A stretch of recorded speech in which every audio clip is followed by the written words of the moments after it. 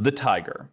There are roughly 5,000 tigers left in the wild on planet Earth. There are somewhere between 5,000 and 10,000 tigers living in private American backyards, basements, and roadside cages. The math isn't a mistake. In the United States, 14 states will let you legally own a tiger, and a few of them have stricter rules for what breed of dog you're allowed to keep. An adult Bengal can hit 500 pounds and clear 10 feet vertical from a standstill. A single swat carries the force of a small car at low speed. Then a single bite delivers around 1,000 pounds of pressure. And the cage at the local feed store, the one some owners actually buy, costs about $1,200. Tigers aren't tame the way dogs are. Domestication is a multi-thousand-year selection process for tolerance of humans, and the tiger has never been on the receiving end of it. A captive-bred tiger is still a wild tiger that happened to be born in a basement, and most people picture pet tigers as the famous ones, the ones in zoos or accredited sanctuaries. Most pet tigers aren't there. The captive population in the US is overwhelmingly private, and almost none of those animals are tracked. They reach sexual maturity around 3 years old. They lose their tolerance for handlers fast. The exotic pet boom peaked in the early 2000s, and most of those animals never went anywhere. The paperwork that lets you bring home a 500-pound apex predator is, in some places, shorter than a lease application. The dingo. Australia is the strictest country on Earth for exotic pets, which is why the most dangerous pet you can legally own here is something most people don't even register as exotic. Australia banned essentially every charismatic exotic decades ago. No big cats, no primates, no venomous snakes from overseas. What's left as the country's most dangerous legal pet is the animal that was already there. It looks like a slim ginger dog. It isn't a dog. Dingoes are legal as pets, with permits in Western Australia, the Northern Territory, and Victoria, and outright banned in Tasmania and South Australia. They retain wild predatory instincts, including pack hunting, and they won't reliably bond to one owner the way domestic dogs do. The most famous fatal incident, the Azaria Chamberlain case at Uluru in 1980, was, after decades of doubt and a tabloid circus, eventually confirmed as a dingo predation event. Genetic studies place dingo divergence from domestic dogs at roughly 5,000 to 8,000 years ago. They're old enough to have rewilded. A medium dingo weighs about 30 pounds. Its bite pressure exceeds a similar-sized domestic dog's by around 40%, and unlike a domestic dog, it doesn't learn to stop. The selection pressure that built the dog at your feet, the tolerance, the appeasement, the willingness to give up the kill, ran in reverse here. A dingo raised from a puppy doesn't become a normal dog. The friendliness ceiling is fixed. A country that bans essentially every exotic pet still lets you legally take home a wild canid that hasn't been domesticated since before the pyramids were built. If you're enjoying the kind of animal facts that change how you look at the legal paperwork in your own country, I post new animal deep dives like this regularly. Subscribing really helps. Thanks. The cheetah. In parts of Asia, owning a cheetah was, for a stretch of years, less paperwork than getting a driver's license. For the better part of a decade, the United Arab Emirates ran on a kind of unspoken loophole. Social media filled with cheetahs in passenger seats, lions in marble lobbies, and tigers on leashes. In 2017, a federal law cracked down hard. The trade didn't vanish, it moved. The cheetah, biologically, is the easiest of the big cats to keep alive in captivity, and that turned out to be a problem. An adult weighs between 75 and 140 pounds. It can hit 70 miles per hour, but it tires inside 30 seconds. Cheetahs don't have fully retractable claws, so unlike most cats, they can't be safely declawed. The Gulf trade is fed largely by cubs smuggled out of the Horn of Africa, and the mortality rate in transit is estimated above 70%. For every cheetah cub that ended up on a billionaire's Instagram, several siblings died in a smuggler's crate before reaching the buyer. A cheetah accelerates from 0 to 60 in roughly 3 seconds, faster than almost any production sports car you can buy. And that acceleration is happening inside a marble foyer, on a leash held by a teenager. People assume the UAE just banned exotic pets cleanly. Turns out, enforcement is uneven, demand never disappeared, and the trade has largely shifted to other Gulf states and to private online sales. A cheetah isn't a small lion. It's the only surviving member of its genus, with a body engineered for ambush across open ground, long spine, oversized heart, semi-retractable claws working like cleats. Scientists keep telling private buyers this, and it keeps not landing. A signature, a fee, and a cage that almost certainly isn't strong enough. The saltwater crocodile. In the United Kingdom, you can legally keep a saltwater crocodile in your back garden, and the law allowing it predates most of the people using it. The UK's Dangerous Wild Animals Act of 1976 was written after a brief British craze for keeping lions and pumas in suburban homes. The fix wasn't a ban. The fix was a license. The act is still active. The list of species it covers is much longer than people assume.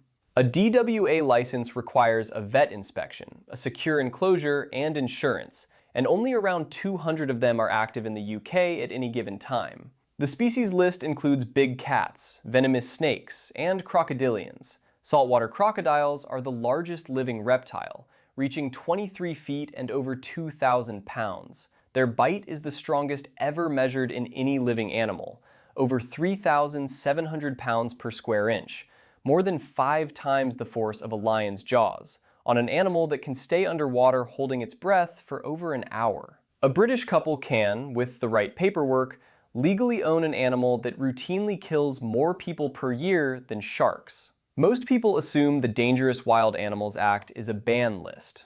It isn't. It's a permit list. It assumes ownership and tries to manage it. Crocodilians have been running this body plan for roughly 200 million years. The semi-aquatic ambush predator design predates almost every other lineage you can name, including most of the trees, including most of the bones in your own body. The paperwork is filled out at a kitchen table. The animal it covers hasn't changed in 200 million years. The serval. Across most of Africa, and quietly across most of the United States, you can legally own a wildcat that's roughly the size of a border collie. Servals are not big cats by the strict definition, and that technicality has done a lot of legal work. They're legal as pets in dozens of US states, much of South Africa under permit systems, and several European countries. The serval is also the parent species of one of the most popular hybrid cats in the world, and that's where the law really stops working. An adult serval reaches 40 pounds. It stands taller at the shoulder than most domestic cats can ever reach jumping. Its hearing is precise enough to locate a rodent burrowing underground. It can leap 9 feet vertically to take a bird out of the air, which is about half the height of a residential garage, from a flat stand in an urban living room. Its hybrid descendant, the Savannah cat, is now legal almost everywhere, despite being 1 or 2 generations from a wild African cat. The Savannah cat exists because a single American cat show breeder crossed a serval with a domestic cat in the 1980s. That hybrid lineage is now in apartment buildings on every continent. Most people think a serval is just a big house cat. It's not. Domestic cats were domesticated roughly 10,000 years ago. Servals never were. Their hunting style, lanky body, oversized ears, the pounce from concealment design tuned for grassland doesn't reshape itself for shared space. The animal doesn't know it's a pet. That part never makes it onto the form. The common hippopotamus. In South America, the most dangerous pet on the continent isn't technically a pet anymore. It's a population. In the 1980s, Pablo Escobar imported 4 hippos to his private estate in Colombia. After his death, they escaped into the Magdalena River basin. Decades later, the descendants of those 4 animals number well over 200 and are now the largest invasive hippo population on the planet, a herd of pets that nobody legally owns anymore. Adult hippos weigh up to 4,000 pounds, the same as a mid-size SUV, and they accelerate faster than a human can sprint. They're widely considered Africa's deadliest large mammal, with several hundred human fatalities per year on their native continent. They run 20 miles per hour on land, despite the body plan. Some Colombian advocates argue the herd should be protected as a naturalized species. Ecologists treat it as an invasive threat the country isn't equipped to manage, because South America has no historical predators capable of stopping a full-grown hippo. People assume hippos are gentle herbivores because they eat plants. They are not. They eat plants and they kill anything they perceive as a territorial threat, including boats. Picture a 4,000-pound vegetarian sprinting toward a fishing skiff. Their body looks sluggish, but it's tuned for short, explosive bursts in water and on land. They aren't aggressive at random. They're aggressive about space, and the Magdalena gives them effectively infinite space. South America inherited a herd of apex semi-aquatic mammals because one man wanted 4 interesting lawn ornaments. The sled dog. On Antarctica, the most dangerous pet you're allowed to own is none. There's a reason for that, and it involves dogs. Antarctica is the only continent on Earth where pets of any kind are illegal under international law.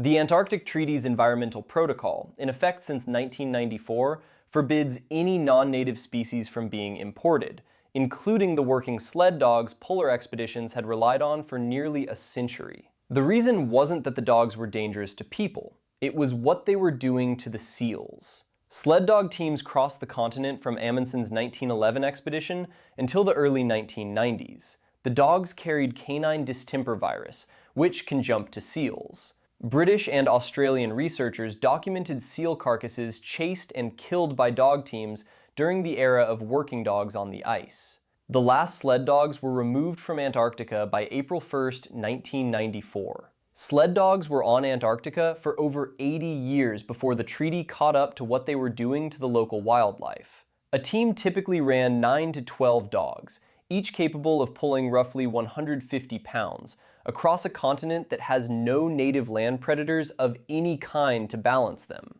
Antarctic seals lived inside a system with no terrestrial predators, and working dogs carrying every disease their ancestors had picked up created a one-way ecological pressure the seals couldn't adjust to. Most people assume the pet ban on Antarctica is symbolic, a kind of treaty flourish. It isn't. It's a direct response to a documented ecological event.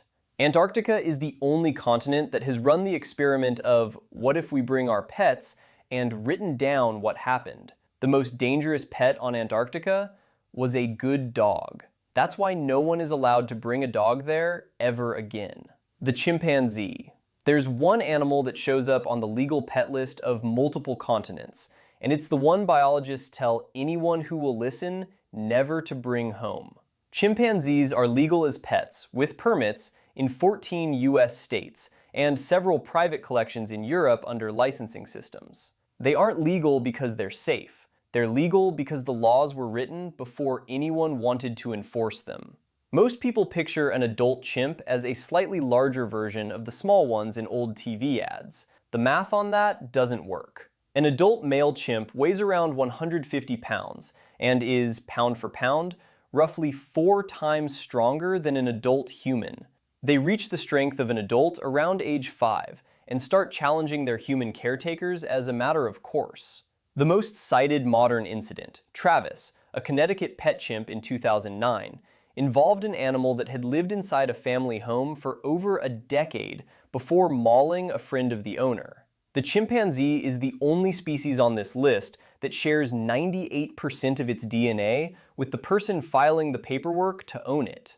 An adult chimp can pull roughly 1,200 pounds of force in a single arm motion, 4 times what a strong adult human can manage, on an animal that can also count, plan, and remember a grudge. People assume chimps are friendlier and weaker than gorillas. The opposite is closer to true. Gorillas are vegetarians with stable social structures. Chimps are political. The closeness to humans is what makes them so dangerous as pets, smart enough to understand confinement, social enough to demand a hierarchy, strong enough to enforce one. Every continent's most dangerous pet has a name and a permit number. The most honest one is the one that can read the permit, decide it doesn't like it, and tear up the kitchen. If you've made it this far, I post new animal deep dives like this every week. Subscribe so you don't miss the next one, and I'll see you in the next video. Thanks for watching.